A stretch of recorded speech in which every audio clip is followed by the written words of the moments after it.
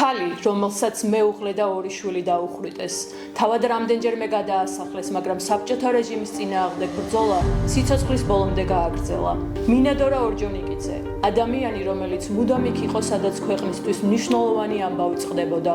1918 წლიდან მონაწილეობდა საქართველოს ეროვნული საბჭოს მუშაობაში. 1921 წელს, როდესაც წითელი არმია შემოიჭრა, მან არ დატოვა ქვეყანა და ჩართული იყო ანტისაბჭოთა არალეგალურ მოძრაობაში. ის ეხმარებოდა პოლიტიკურ პატიმრებსა და მათ ოჯახებს.